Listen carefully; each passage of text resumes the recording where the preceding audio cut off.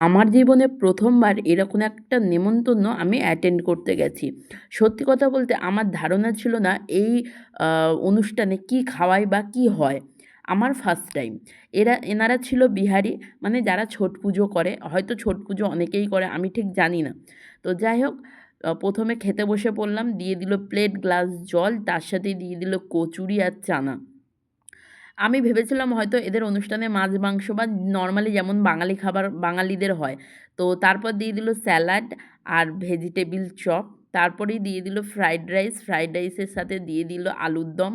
আলুর দম আর ফ্রাইড রাইসের কম্বিনেশন তো অসাধারণ। ভাত ফ্রাইড রাইসটা মেখে মুখে দিলাম, জাস্ট অসাধারণ টেস্ট লেগেছে। তারপর দিয়ে দিল পনির, পনির আর ফ্রাইড রাইস। তারপর চাটনি, পাঁপড়, পান্তুয়া।